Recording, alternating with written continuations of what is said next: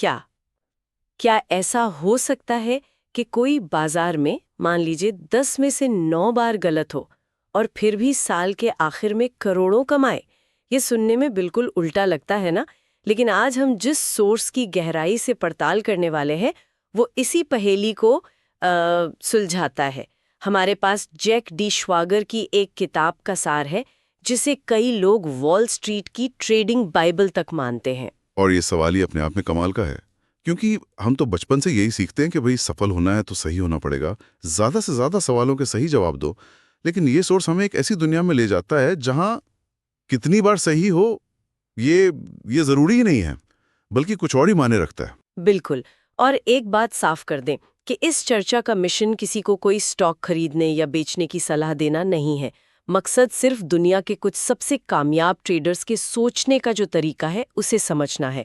इस किताब में मतलब ऐसे लोगों के इंटरव्यू हैं जो किसान से अरबपति बने, डॉक्टर से फुल टाइम ट्रेडर बन गए। हाँ। तो चलिए देखते हैं कि इन लोगों के दिमाग में आखिर ऐसा चलता क्या है जो इन्हें बाकियों से अलग बनाता है। हाँ, और ये समझना बहुत जरूरी है कि ये कोई रातों रात अमीर बनने की स्कीम नहीं है। नहीं, ये एक मानसिकता को, एक माइंडसेट को समझने की कोशिश है। तो सोर्स में जो बात मुझे सबसे पहले जिसने मुझे चौंकाया वो ये थी कि इस किताब में कोई सीक्रेट फॉर्मूला नहीं है, कोई टेक्निकल चार्ट पैटर्न नहीं बताया गया है, बल्कि इसमें एक ट्रेडर की कहानी है जिसने एक साल में 100 से भी ज्यादा बार नुकसान किया। 100 से ज्यादा बार? हाँ, और फिर भी साल के आखिर में वो एक मल्टी करोड़पति था। ये बात मेरे तो दिमाग में घूम गई, मतलब ये कैसे मुमकिन है? यही तो सारा खेल है। ये कहानी उस सबसे बड़े मिथ को तोड़ती है कि एक सफल ट्रेडर वो है जो बाजार की भविष्यवाणी कर सकता है। वो ट्रेडर इसलिए कामयाब हुआ क्योंकि उसका ध्यान भविष्यवाणी करने पर था ही नहीं, उसका ध्यान था गणित के एक बहुत ही सरल सिद्धांत पर, जिसे कहते हैं एसिमेट्रिकल रिस्क रिवॉर्ड। असंतुलित जोखिम इनाम। ये सुनने में थोड़ा भारी शब्द लगता है। हाँ है। इसे आसान भाषा में कैसे समझेंगे? इसे ऐसे समझिए, मान लीजिए वो ट्रेडर हर सौदे पर सिर्फ 1 रुपए का जोखिम लेता है। उसका एक पक्का नियम है कि जैसे ही उसे 1 रुपए का नुकसान होगा वो सौदे से बाहर निकल जाएगा, बस। लेकिन जब वो सही होता है तो वो तब तक नहीं निकलता जब तक उसका मुनाफा 10, 15 या 20 रुपए ना हो जाए। अच्छा। अब आप गणित देखिए। अच्छा। उसने 100 सौदे किए और 90 में वो गलत था, तो उसका कुल नुकसान कितना हुआ? 90 गुणा 1 यानी 90 रुपए।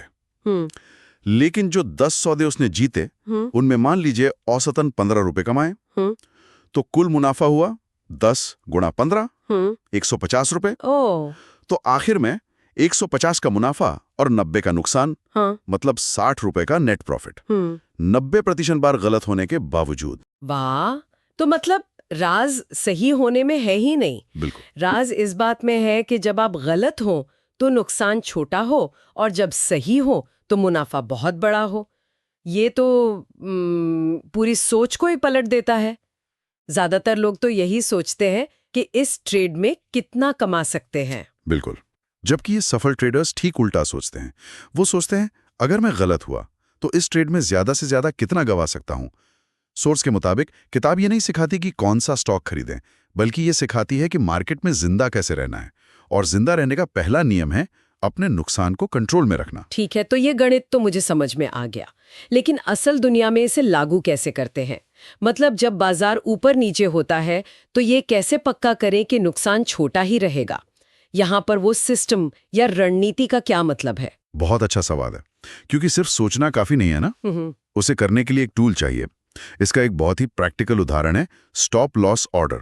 Stop loss? हाँ, ये एक नियम है जो ट्रेडर सौदा करने से पहले ही तय कर लेता है। मान लीजिए उसने कोई स्टॉक 100 रुपए में खरीदा। वो खरीदने के साथ ही अपने ब्रोकर को एक निर्देश दे देता है कि अगर ये स्टॉक गिरकर 95 रुपए पर आ जाए तो इसे अपने आप बेच देना, मुझसे पूछना भी मत। अच्छा, तो ये एक तरह का सेफ्टी नेट हो गया। ये भविष्यवाणी नहीं है, ये एक नियम है। एकदम सही। ये नियम क्या करता है? वो भावनाओं को, इमोशंस को समीकरण से बाहर कर देता है। अब ट्रेडर को बैठकर चिंता करने की जरूरत नहीं है। उसे उम्मीद नहीं लगानी है कि शायद बाजार वापस ऊपर आ जाए। नहीं, उसका सिस्टम ऑटोमेटिकली उसके नुकसान को 100 रुपए पर 5 रुपए तक सीमित कर देगा। यही है जिसका सोर्स में जिक्र है। कॉन्फिडेंस स्ट्रैटेजी में हो, प्रिडिक्शन में नहीं। आत्मविश्वास इस बात में नहीं है कि स्टॉक ऊपर ही जाएगा। आत्मविश्वास इस बात में है कि अगर वो नीचे गया तो मेरा नुकसान काबू में रहेगा। ये सुनने में बहुत ही लॉजिकल और आसान भी लगता है। तो फिर हर कोई ऐसा क्यों नहीं करता?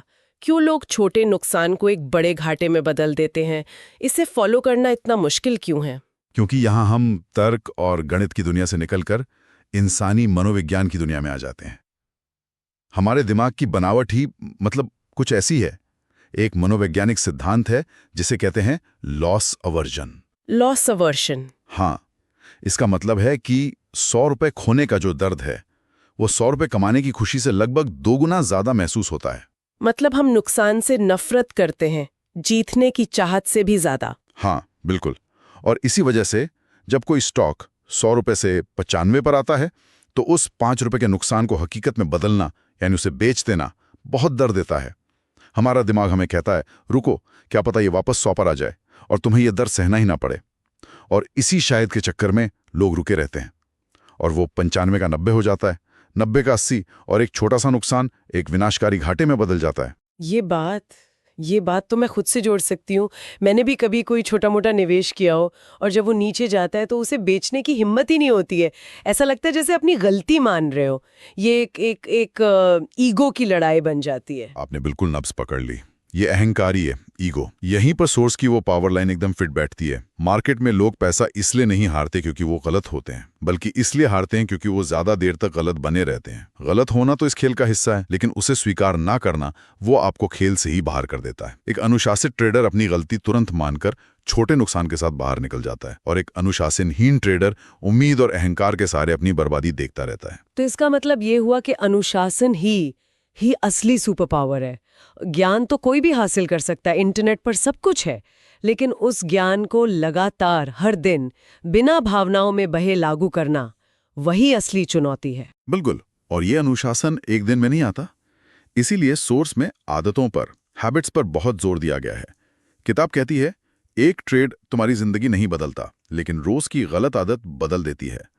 लोग अक्सर एक ऐसे जैकपॉट ट्रेड की तलाश में रहते हैं जो उन्हें रातों रात अमीर बना दे, लेकिन इस किताब के चैंपियंस की सफलता का राज ठीक इसका उल्टा है। उनकी सफलता हजारों छोटे छोटे अनुशासित फैसलों का नतीजा है जो समय के साथ एक आदत बन चुकी है।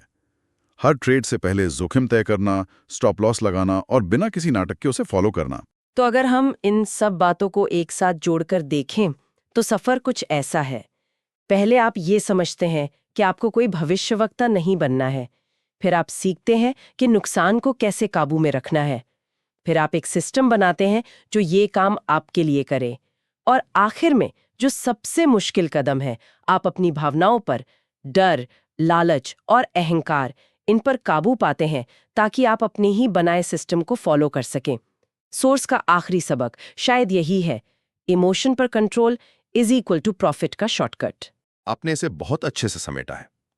बाजार बेसिकली एक मनोवैज्ञानिक युद्ध का मैदान है। बाहर हमें चार्ट्स और नंबरों की लड़ाई दिखती है ना? लेकिन असली लड़ाई तो ट्रेडर के अपने दिमाग के अंदर चल रही होती है। जब बाजार गिरता है तो डर कहता है सब बेचकर भाग जाओ, और जब तेजी से ऊपर जाता है तो लालच कहता है सब कुछ खरीद लो, मौका छूट ना जाए।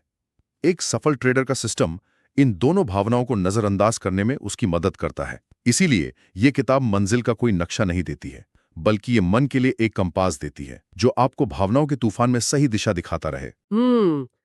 मन के लिए कंपास, ये बहुत अच्छी लाइन है। तो आज की इस गहरी पड़ताल का सार यही है कि बाजार में असाधारण सफलता भविष्य बताने की किसी जादुई क्षमता से नहीं मिलती। ये मिलती है एक ऐसी रणनीति से जिसमें अटूट अनुशासन हो, नुकसान को गले लगाने की हिम्मत हो और अपनी भावनाओं को खुद पर हावी न होने देने की ताकत हो। ये किताब या ये सोच उस हर इंसान के लिए है जो बाजार में बार बार पैसा खो रहा है और समझ नहीं पा रहा कि आखिर गलती कहाँ हो रही है। शायद गलती रणनीति में नहीं, सोच में है। और यहाँ एक विचार छोड़कर जाते हैं। ये सारी बातें ट्रेडर्स के लिए ठीक है, लेकिन क्या ये मानसिकता जीवन के दूसरे हिस्सों में भी काम आ सकती है? सोचिए, जब कोई नया करियर शुरू करते हैं या कोई पर्सनल प्रोजेक्ट या कोई रिश्ता, अगर हम पहले से ही तय कर लें कि इसमें मैं ज्यादा से ज्यादा कितना भावनात्मक या समय का नुकसान उठाने को तैयार हूं, अगर हम अपनी भविष्यवाणी पर नहीं बल्कि अपनी प्रक्रिया और अपनी आदतों पर भरोसा करें, और अगर हम किसी एक असफलता के बाद ज्यादा देर तक गलत बने रहकर खुद को बर्बाद न करें बल्कि उसे एक छोटा नुकसान मानकर आगे बढ़ जाएं, शायद ये ट्रेडिंग बाइबल सिर्फ बाजार के लिए नहीं है बल्कि अनिश्चितता से भरी इस जिंदगी को बेहतर ढंग से जीने के लिए भी एक गाइड